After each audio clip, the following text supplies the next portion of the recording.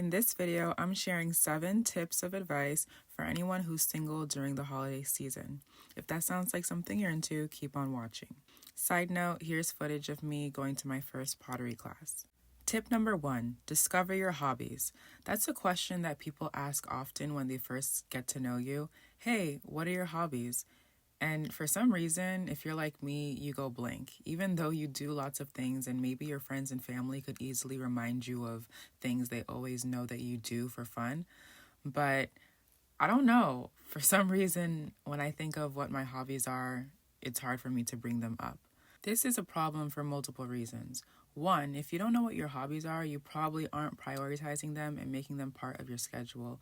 2, if you don't have a hobby and you're not actively trying to discover what your favorite hobbies are, you'll just sit around and be one of those people who say, yeah, I like to watch TV and yeah, that's pretty much it. And 3, you're robbing yourself of the opportunity to go and meet somebody at one of these activities that you could be enjoying. Like, if being single is not your end game, then finding a hobby could really be your way out by going to an activity and meeting someone there who likes to do what you like to do. Number 2, spend quality time with family members and friends that you might not have had the opportunity to see throughout the year as much as you'd like because of their busy schedules, of their professional or personal lives. This is the time where everybody's either on vacation or taking vacation because there's so many holidays wrapped up in these last 2 months of the year. So reach out to them, see if they have any openings to spend time together, because these healthy adult interpersonal relationships are not going to take care of themselves. They require effort and action. So get on it if you've been slacking. Number 3, write a note to yourself and put it somewhere. I'm adding this in here because the other day I was in my car and I looked in my glove compartment. I found a folded up piece of paper, opened it up, and it was a letter I wrote to myself. Not necessarily so I could find it, but it must have been from a journaling class that I went to. I read it and I started tearing up. It was so beautiful. It was like my past self was giving a kiss to my present self. So whether you want to write an intentional letter to yourself, maybe showing some love or telling yourself where you're at the moment so you can reflect when you open it in the future, or what I like to call a happy note, is writing all your favorite things, your favorite song, movie, food, joke, memory, store, all on one piece of paper, so when you look at it, you feel good. I've done that before in my yoga classes for people to take and put in their wallets or wherever they will run into it again. Just plant a seed of happiness, joy, love, and warmth from you to you, somewhere that you're going to find it. That's the key. You don't want to put it somewhere that's so tucked away that you never find it.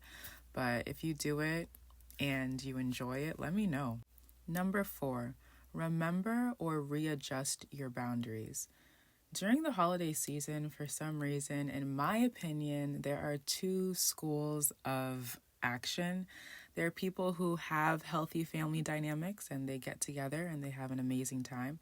And then there are the people who have unhealthy family dynamics and for some reason they feel pressured to force holiday family experience, which often leads to awkward silences because no one knows what to say because they usually don't talk, uncomfortable situations, and usually someone getting their feelings hurt because they thought it would be one way, but their vision didn't come to life because they expected people who haven't spoken in months to be suddenly so chatty and cheerful because there are Christmas trees out.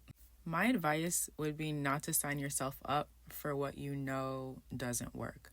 So if your family is having something and you know it's not going to make you comfortable, you have a family member who always makes you feel weird or asks you probing questions that you don't want to answer, feel free to join one of your friends or another family member. Like, it doesn't have to be your mom, dad, sister, brother. Maybe you go with an aunt or an uncle or your best friend's family.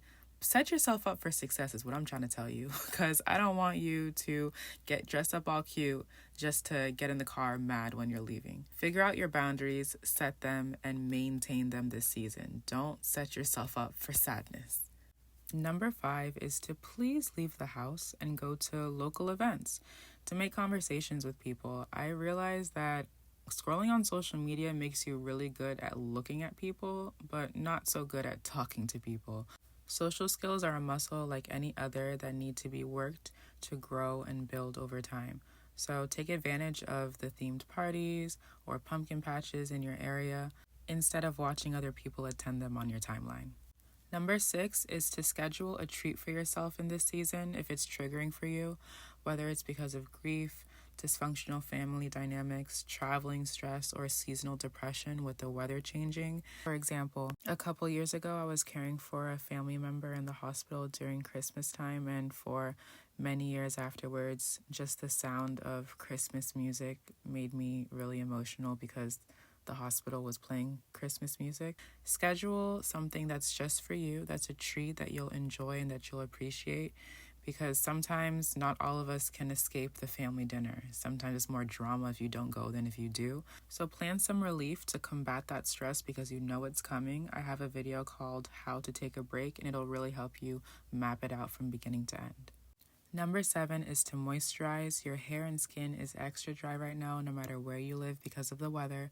So please apply a generous amount of oil, lotion, and butter. I don't care if you live in New York or Miami, it applies to you. Let me know if I missed anything, and until the next video, please be safe and act accordingly. Bye.